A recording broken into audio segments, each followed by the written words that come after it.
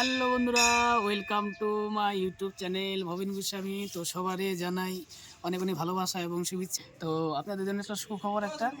তো ফেব্রুয়ারি 2 তারিখে গণেশ পূজার মেলা আরম্ভ হব। তো সবারই জানাই এলো গণেশ পূজার শুভেচ্ছা। তো আসো যারা যারা আসো নাই এলো গণেশ পূজায়, অনেক বড় গণেশ পূজার মেলা হয় এটা।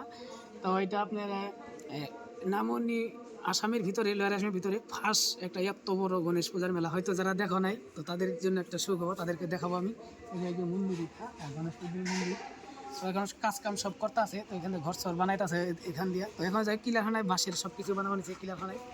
দেখো, তো মন্দিরটা তোমাদের দেখাবো। তো চলো, তো আরেকটা এখানে আছে রথ আছে, তোমাদেরকে বলছি পুষ্পরথ, অনেক বড়, খুব সুন্দর। তো এটা তোমাদেরকে দেখাবো। চলো বন্ধু, আসো।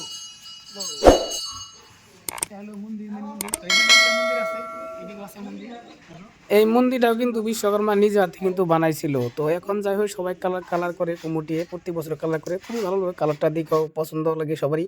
তো এটাই হলো মেন মন্দির, গণেশ মন্দির। এটাই হলো গণেশ ঠাকুর। তো এটা আপনার, তো ঠাকুরটা জাগ্রত ঠাকুর, মনের আশা পূর্ণ করবে। একবার লিখবেন জয় গণেশ, কমেন্টে লিখবেন আপনি মনের আশা পূর্ণ করবো, এটাই কামনা করি। তো এখানে কিন্তু লোক ডেলি আসে মানে বাবার এখানে পূজা দেওয়ার জন্য। আপনারা অনেকে কিন্তু জানা না, দেখেন এই যে এটা হলো রাম কাঁঠাল, কয়টারে রাম কাঁঠাল গাছ, ওই দেখেন ধরছে রাম কাঁঠাল, দেখছেন? একটা গাছ অনেকটি ধরে, ওই যে দেখেন ধরছে, এগুলো একদম মাথায় ধরে। এইটা হলো গাছ, অনেকে গাছটা দেখছে কিন্তু নাম জানা না, খালি দেখে শুধু। তো আপনাদেরকে দেখালাম রাম কাঁঠাল গাছ। এখানে এই যে রাম কাঁঠাল গাছ দেখছেন। এখন যারা রাম কাঁঠাল দেখেন নাই, এখানে দেখেন। এখানে অনেক লোক আসে ইউটিউবে ভিডিও বানাবার জন্য, ব্লগ বানাবার জন্য। এই যে এরাও আইছে ব্লগ বানাইছে, দেখেন দুইজনে। এগুলা ইতিহাসের, দেখেন এগুলা একদম ইতিহাসের বস্তু এগুলা। তো সব দেব দেবতারা এগুলা কাটছিল, এগুলা সব ঈদে বিশ্বকর্মা ঠাকুর এগুলা বানাইছিল কিন্তু সব কাইটা। তো এদিকে আরও আছে, তোমাদের আর দেখাবো এদিকে। তো এই যে এগুলা দেখতে পাচ্ছ, এগুলা কিন্তু স্বয়ং বিশ্বকর্মায় কিন্তু এগুলা কাটছিল, ডিজাইন করছিল। এগুলো দেখতে পাচ্ছ, এই যে স্বয়ং বিশ্বকর্মায়। তো এই সত্য যুগের জিনিস এগুলা এখনো আছে, তোমাদেরকে দেখালাম বন্ধুরা। দেখতে পাচ্ছ এগুলা, এগুলো একদম সত্য যুগের, এগুলো বুঝছো, এখনো আছে। এটা আছে গণেশ মন্দিরে। তো পিছনে পার্কের মতো জায়গা আছে, সুন্দর জায়গা দেখতে। দেখেন এগুলো তো সব এগুলা নিজে হাতে কাটছিল বিশ্বকর্মা ঠাকুরে, একদম ভগবানে কাটছিল এগুলা।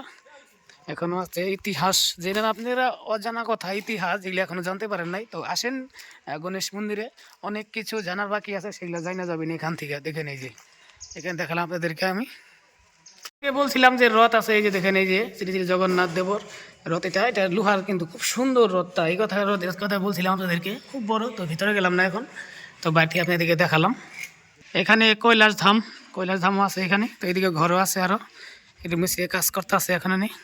তো এখানে বিয়া অন্নপ্রাশন সব কিছু হয়। তো এখানে কিন্তু আপনার খাওয়ার ব্যবস্থা করবেন। তো এখানে হোটেল আছে, সব নিরামিষ হোটেল।